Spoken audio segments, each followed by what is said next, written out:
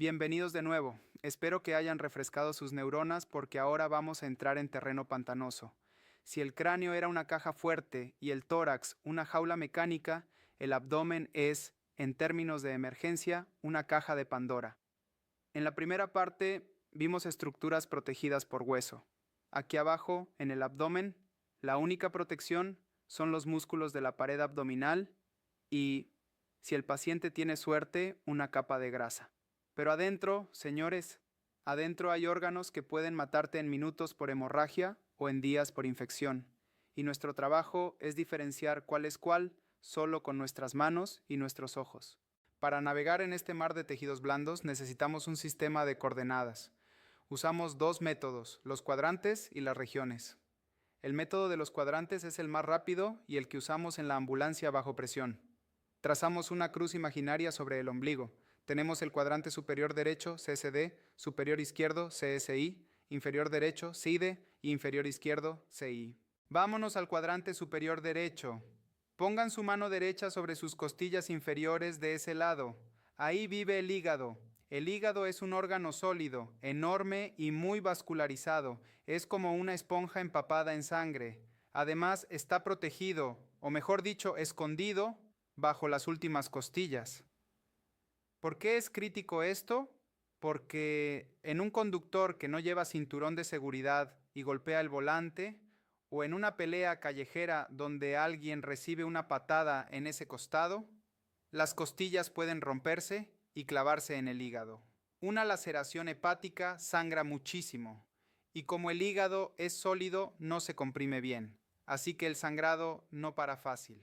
Ahora crucen al cuadrante superior izquierdo. Ahí tenemos al vaso y al estómago. El vaso es el órgano más frágil del abdomen. Es un órgano sólido linfoide encargado de filtrar sangre. Es friable como un queso fresco. En un accidente de moto donde el conductor cae sobre su lado izquierdo o se golpea con el manubrio, el vaso explota. Y aquí viene un truco de anatomía clínica. El signo de Kerr. A veces, el paciente con el vaso roto no se queja de la barriga, se queja de dolor en el hombro izquierdo. ¿Por qué? Porque la sangre irrita el diafragma y el nervio frénico que inerva el diafragma comparte raíces con los nervios del hombro. Es un dolor referido. Si llega un paciente politraumatizado y les dice, me duele el hombro, pero el hombro está bien, miren el abdomen, porque puede estar desangrándose por el vaso.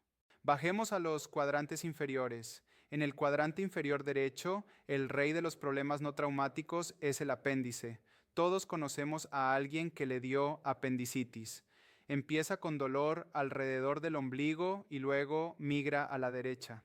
Pero en mujeres, en ambos cuadrantes inferiores, tenemos que pensar en los ovarios y las trompas de falopio. Un dolor súbito, desgarrador en una mujer joven en uno de estos cuadrantes puede ser un embarazo ectópico roto. Eso es una emergencia quirúrgica inmediata, una hemorragia interna masiva que mata si no se detecta. Aquí es donde la anatomía se cruza con la ginecología y el trauma. Ahora profundicemos en la distinción entre órganos sólidos y órganos huecos. Esta clasificación cambia totalmente el manejo prehospitalario.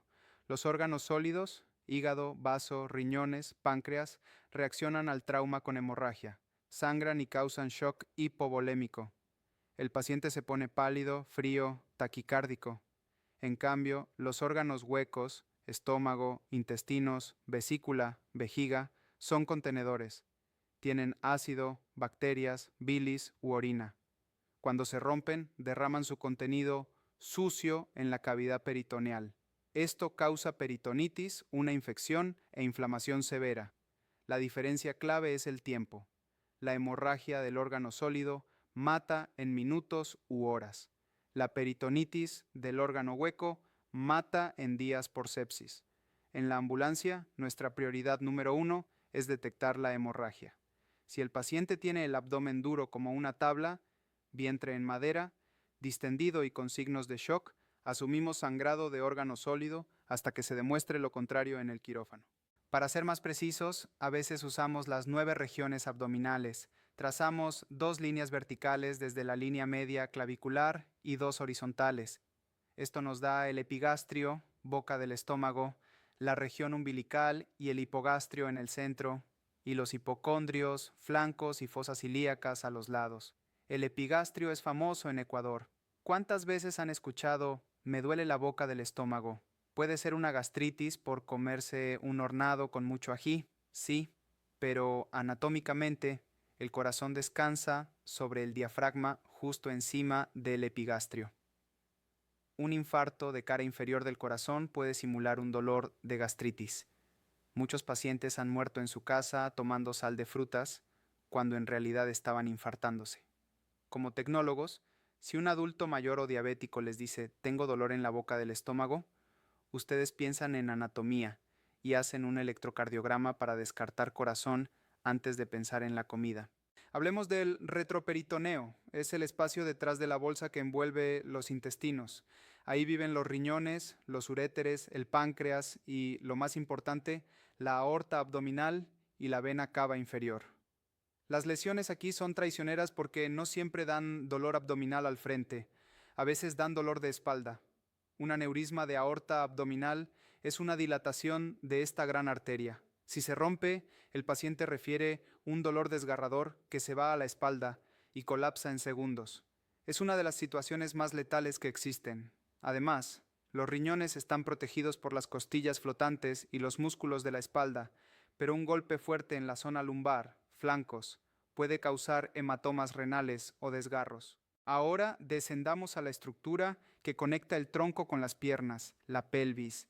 La pelvis es un anillo óseo fuerte, formado por el sacro y los huesos ilíacos. Protege a la vejiga, al recto y a los órganos reproductivos internos. Pero en trauma, la pelvis es un anillo de la muerte. La pelvis es muy vascularizada, está llena de venas y arterias. Cuando este anillo se rompe, especialmente en fracturas por compresión anteroposterior, como un motociclista que choca de frente y se golpea la ingle contra el tanque de gasolina, se abre como un libro. Esto se llama fractura en libro abierto.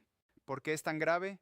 Porque al abrirse el anillo, el espacio dentro de la pelvis aumenta y la sangre llena ese espacio sin resistencia. Un paciente puede perder toda su volemia, toda su sangre, los 5 litros, dentro de su propia pelvis, sin que caiga una gota al suelo. Es una hemorragia interna exsanguinante. Como tecnólogos, si sospechan fractura de pelvis por el mecanismo de lesión, caída de altura, atropellamiento, no la manipulen. Antiguamente se enseñaba a sacudir la pelvis para ver si crepitaba. Eso está prohibido hoy. Si mueven una pelvis fracturada, rompen los coágulos que se están formando y el paciente se muere. Se estabiliza con una cincha pélvica o una sábana apretada a nivel de los trocánteres mayores, las caderas, para cerrar el libro y contener el sangrado. En el contexto de la mujer, la anatomía pélvica tiene una importancia adicional: el útero. El útero es un órgano pélvico que sube al abdomen durante el embarazo. En una mujer embarazada politraumatizada, tenemos 2 pacientes. Recuerden que el útero grávido, si la madre está acostada boca arriba, aplasta la vena cava inferior contra la columna. Esto causa el síndrome de hipotensión supina. La sangre no vuelve al corazón y la madre entra en shock y el bebé sufre. La solución es pura anatomía aplicada: lateralizar el útero hacia la izquierda. Con solo mover la barriga a un lado, liberan la vena cava y salvan la vida. Quiero que visualicen un caso típico en nuestro país. Viernes por la noche, zona periférica de Guayaquil. Paciente masculino con herida de arma blanca en el flanco izquierdo. Ustedes llegan. ¿Qué piensan? Anatomía. Flanco izquierdo. ¿Qué hay ahí? Intestino descendente, órgano hueco, sepsis diferida, pero también riñón izquierdo, retroperitoneal, sangrado y cola del páncreas. Si el cuchillo fue hacia arriba, pudo tocar el vaso o el diafragma. Su evaluación debe buscar signos de shock por el riñón vaso y signos peritoneales.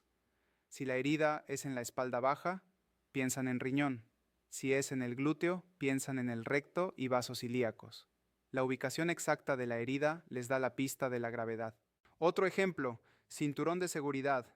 En un choque fuerte, el cinturón salva la vida al evitar que salgas volando, pero puede causar el signo del cinturón: un hematoma lineal en el abdomen bajo, Eso indica una fuerza tremenda aplicada sobre las vísceras. Puede haber ruptura intestinal o desgarro del mesenterio, el tejido que sostiene los intestinos y lleva sus vasos sanguíneos. Un paciente con signo del cinturón debe ser evaluado por un cirujano, aunque sus signos vitales estén bien al principio, porque una perforación intestinal pequeña puede matar por sepsis en 24 horas. Para cerrar esta unidad de anatomía topográfica, quiero que entiendan que el cuerpo humano no es un conjunto de piezas sueltas, es un sistema integrado. Una herida en el tórax puede afectar al abdomen si atraviesa el diafragma. Una fractura de pelvis puede sangrar hacia el abdomen retroperitoneal. La planimetría y la topografía son su lenguaje para comunicar estos hallazgos.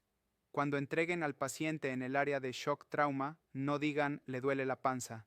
Digan paciente con dolor a la palpación y defensa muscular en cuadrante superior izquierdo, con equimosis en reborde costal, sospecha de trauma esplénico. Esa frase activa al equipo de cirugía, reserva sangre y prepara el quirófano. Su conocimiento anatómico acelera el sistema y salva vidas. Y hemos recorrido desde la cabeza hasta la pelvis. Hemos visto las cajas rígidas y las cajas blandas.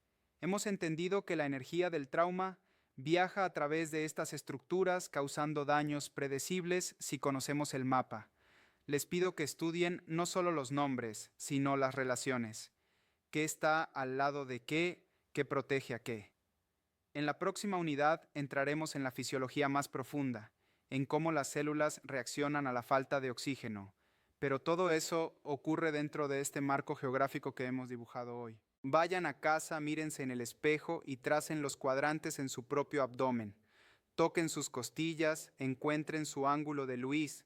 Hagan que la anatomía sea algo tangible para ustedes, porque el día que tengan que poner un tubo torácico o contener una evisceración abdominal, sus manos deben saber a dónde ir automáticamente, guiadas por el conocimiento que están adquiriendo hoy.